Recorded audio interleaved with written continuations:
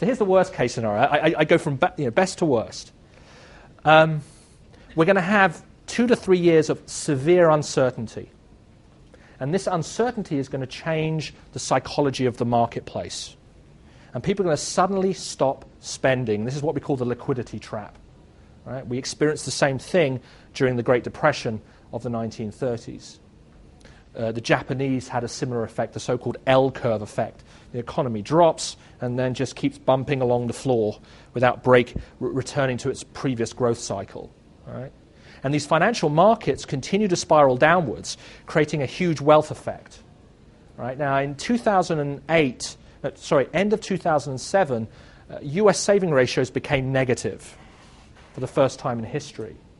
Right? And since most Americans hold most of their wealth in the stock market rather than in fixed income, as we do in Europe and in Asia, as this stock market keeps going down, Americans keep getting poorer and poorer and poorer, right? Because the value of their assets continue to decline. This means that aggregate demand, economy-wide demand, collapses, and government stimulus money is not enough. This is what Paul Krugman in the New York Times, the Nobel Prize economist, is talking about. And he's saying that, look, there's just not enough money being put up to bail out the economy. As a consequence, we all decide to protect our shrinking market.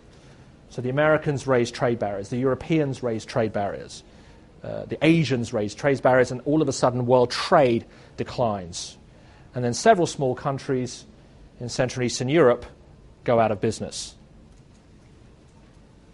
Latvia. It starts with Latvia, which is probably the weakest link. Then Hungary. Then Ukraine. Not that small a Central and East European country. And slowly but surely, we see a complete collapse in the world economy. Sorry. That's my worst case scenario, okay? It gets better from here. I've got 2 intermediate scenarios. The first one is, till about 2009, most of this year we have uncertainty. And then we have stagnation in the EU and the US. All right? Stagnation is when you have low growth and rising unemployment. Yeah? So your growth of 0.5% for an extended period of time. And the credit crunch that I refer to pushes many Western companies to bankruptcy. So General Motors go out of business. Siemens goes out of business. Several large industrial conglomerates that we take for granted. General Electric, by the way, General Electric's credit rating fell from AAA for the first time in 56 years. Right, just an illustration of what we're talking about. And the real winners from this are Asian countries. Right? Because the centralized economic model practiced in Asia, particularly in China, comes through because it's strong government centralization which keeps their economies from collapsing. Right? So what we see in this scenario is a shift of power from the Western Hemisphere to the Eastern Hemisphere. So the cards on the global economic deck are reshuffled. And so in the future, we look to China for global economic leadership rather than the United States. Start learning Mandarin Chinese. The second intermediate scenario is we have 2 to 3 years of stagnation and growth starts again in 2012. The same wealth effect that I mentioned before, but the difference in this scenario is that America and Europe get it right. They go on these new green technologies.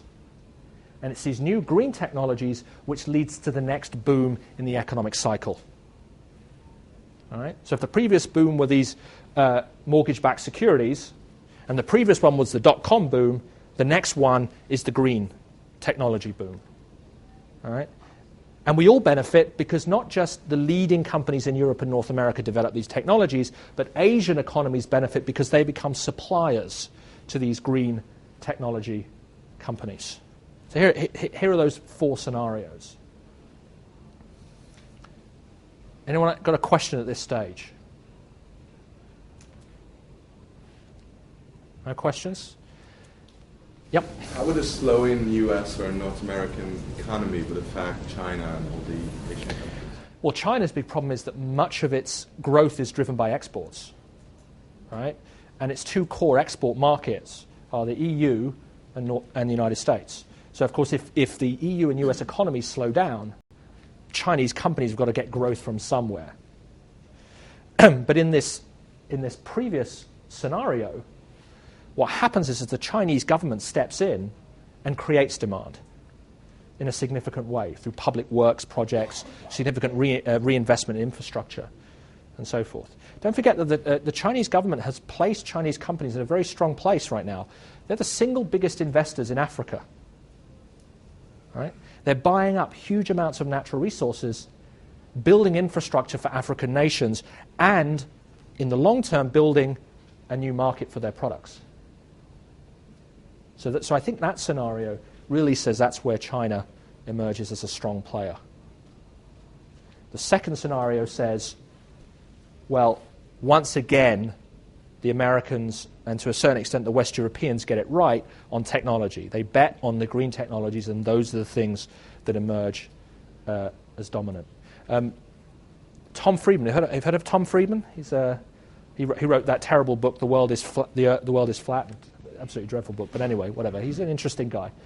He was interviewed the other week on TV, and he said, the difference between this economic collapse and previous economic collapses are, in the previous ones, we were left with something behind. Right? So after the Great Depression, we had all of this infrastructure, railroads, buildings, and so forth. So we had something left. After the internet boom crashed, we had the information superhighway. What have we got left now? We've got a bunch of subprime mortgages and properties that no one actually wants. And that's an interesting point that he raised, that this time round we've got we've got to do something different. So what does this mean for Central and Eastern Europe? This is why the reason I mentioned Bulgaria and Ukraine, because Bulgaria and Ukraine also had economic crises after 89, 91. But this is the first time for most people in this region that we've got a problem. We've been seeing growth from 1993 to 2006, which means as companies, we've been able to make profits. Yeah? Because it's not about making profits by stealing market share from your competitors. It's about everyone growing into a growing market. It's much easier to make money that way. Right now, for the first time, what we're seeing is that managers actually have to take market share from their competitors, which is a different set of skills and strategies. So what are the various behaviors that you need to adopt? Don't panic is the first one. I don't know if you've read anything by Douglas Adams, The Hitchhiker's Guide to the Galaxy. On the electronic book, the first thing you see is don't panic. Be opportunity-oriented. In other words, look at all of your products and services and say, where can I take what I'm doing right now and make money? Right? Many people are saying that the survivors are not going to be the people that cut costs and cut quality. The survivors will be people that go towards quality. So what we call a flight to quality is the way to survive. Upgrading what you do rather than downgrading what you do. Don't sit back. Manage uncertainty proactively.